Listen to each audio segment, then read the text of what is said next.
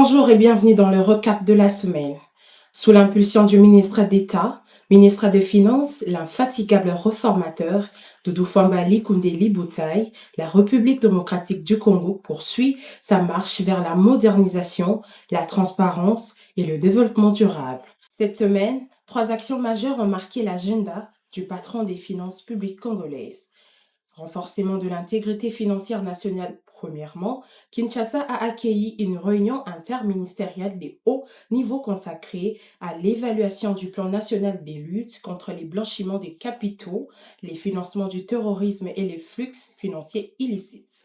Aux côtés de plusieurs membres du gouvernement, Doudou Fwamba a réaffirmé la détermination des autorités congolaises à renforcer l'intégrité du système financier national, à consolider le mécanisme de contrôle et à préserver les acquis de réforme engagés sous la vision du président de la République, Félix-Antoine Tshisekedi Tshilombo.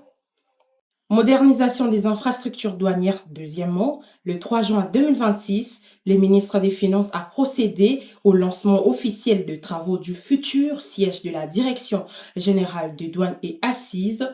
Cet imposant immeuble moderne de 20 niveaux érigé sur les boulevards du 30 juin à Kinshasa symbolise la volonté du gouvernement de doter l'administration publique d'infrastructures à la hauteur de ses ambitions.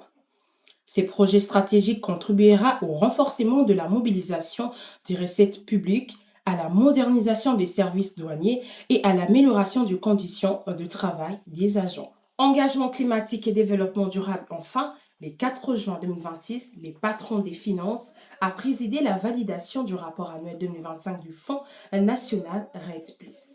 En réunissant bailleurs de fonds, partenaires internationaux et représentants de la société civile, le ministre a réaffirmé l'engagement de la RDC à jouer pleinement son rôle de pays solution face aux défis climatiques mondiaux. Avec 36 programmes déjà lancés depuis 2016, les pays entendent renforcer la lutte contre la déforestation, promouvoir une agriculture durable et garantir une gestion transparente des financements climatiques. À travers ces initiatives, Doudou Fwambali Koundéli Boutaï confirme son statut d'artisan de la transformation économique, de la modernisation institutionnelle et de la crédibilité financière de la République démocratique du Congo.